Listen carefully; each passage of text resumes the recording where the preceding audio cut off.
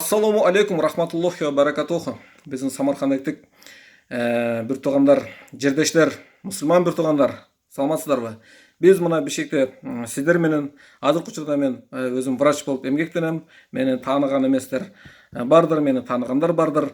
Барыңыздарга бешектен ысык салам. Сабырдуулук менен гана біз ушу коронавирусту чогуу жеңишибиз керек. Тилекке каршы именно бүгүн 21 март күнү ушу биздин Наурыз күнү биздин Самарканддагы жаранан ошо коронавирусту чыкканы бул интернет булактарында уже толугу менен кеңири тарап атат.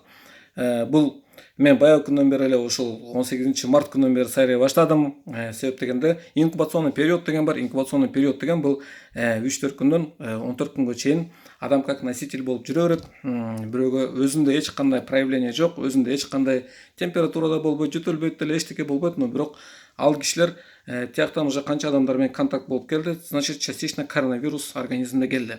Ошол частично коронавирусту азыр Самарканддагы бир туугандар сиздер дагы барып учураштыңыздар, кол кабыштыңыздар, алар менен кучакташтыңыздар. Азыр ошо частично коронавирустар сиздерде дагы бар. Бул азыр WhatsApp'та мен угуп аткандар бул 14 жаштан 15 жаштан бул 50 жашка чейин сиздер коронавирустан коркпой эле койсоңуздар болот. Себеп дегенде сиздерге бизге как грипп сыяктуу эле мурундан кичине суу агып, бул жерде тамагыбыз кичине кычып, как грипп сыяктуу эле өтүп кетишибиз мүмкүн. Но бирок сиздерде 1 жашка чейинки кичинекей ымыркай бөөгүңүздөр бар. Же небереңиздер бар. Же болбосо 60-70тен ашкан ата-энеңиздер бар. Мана менде деле 70тен ашкан, 70ке барган атам менен апам бар. Ошондуктан мен силерге айтат элем, коронавирус коркунучтуу бул 1 жашка чейинки кичинекей бөөктөргө, коронавирус коркунучтуу бул 60-70 жаштан өткөн кары чал кемпирлерге өтө коркунучтуу. Себеп дегенде коронавирус бул өзү как вирус сыяктуу организмге киргенден кийин, өпкөгө киргенден кийин иммунитет конкретно түшөт дагы, мына өпкөдө грибковый поражение болуп туруп, өпкөнүн ичинде грибоктор калың катмар басып калат дагы, адам дем ала албай калат. Аны аппаратка аласың, башка аласың, адам дем ала албай калат. Ошентип температура на высоте температура, аябай температура көтөрүлүп туруп, ошентип дем ала албай көз жумуп кетат. Бирок андан да коркунучтуусу бул коронавирус иммунитетти түшүргөндөн кийин, если кимде ким онкологический оорулар бар болсо, онкология ооруларына түздөн-түз конкретно тиги дүйнөгө алып кетип калышы мүмкүн. Кимде сахарный диабети бар болсо, сахары конкретно көтөрүлүп кетет же конкретно түшүп кетет, түздөн-түз Аллахтын жанына алып кетип калышы мүмкүн. Же болбосо кимде ким бөйрөк оорусу бар болсо, бөйрөгү конкретно отказ берип, ошонун каза болуп калышы мүмкүн. Кимде ким состояниясы начар болсо, же болбосо организм какой-то бир уйган кан тромб оторваться этип кетип, барып жүрөктүн же баш менин кан тамырын жаап калып, ошондон кетип калышы мүмкүн.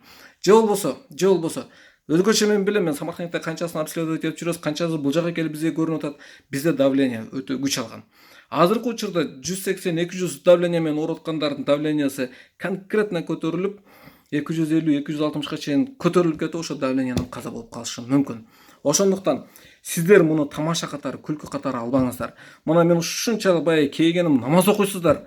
Кудайга шүгүр 11 класста бүткөнсүздөр, Кудайга шүгүр кээ бирөөңүздөр ушу жакшы эле жумушта иштейсиздер, но бирок мен ошо WhatsApp'ка баягы 18 марттан бери кайрылсам, конкретно тамашага алып, күлүп, антып койдуңуздар. Ошо күндөн баштап эле раз ушундай эпидемиялык ситуация болуп атат, ажымдан келгендерге сиздер самоконтроль кылышыңыздар керек эле. Строго самоконтроль, строго карантинде отурушуңуздар керек эле. Азыр дагы жеңе турган единственный бир эле вариант бул строго карантин. 100% карантин. Только ооруп атсаңыздар больницага барыңыздар. Или же болсо продукт алганы гана магазинге барыңыздар болду. Башка үйдөн бир кадам чыгыштын кажети жок. Бир кадам чыгыштын кажети жок. Биз ошону 100% өзүңүздөр акылыңыздар менен туюп, намазыңыздарды үйдө окуп, Аллахымдан тиленип, суранып, только үйдө отуруңуздар. Сураныч, Самарканддагы бир туугандар, сураныч. Себеп дегенде Аллахым да сизге акыл эсти берип атат. Аллахым ушу через средства массовой информация аркылуу, биз аркылуу, деги алам аркылуу Аллахым сиздерге ушу коронавирус информацияны берип атат. Бирок ошондо дагы сиз карантинге отурбай аяка бияка чыгып атасыз.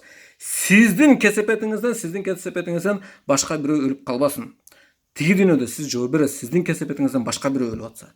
Ошондуктан мени угуп аткан мусулман бир тууган Самарканддык мусулман бир туугандар, барыңыздар 100% карантинде. Сиздерден суранат элем. 2 жума десе 2 жума, 3 жума десе 3 жума строго карантинде отуруңуздар.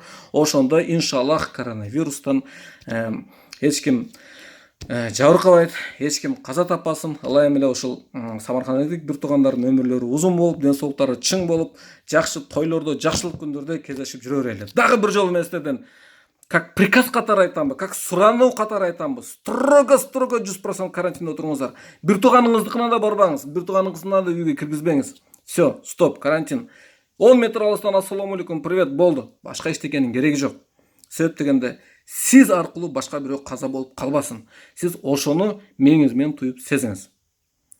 Ассаламу алейкум, рахматуллахи ва баракатуху. Дагы бир жолу баарыңыздарга ысык салам Бишкектен.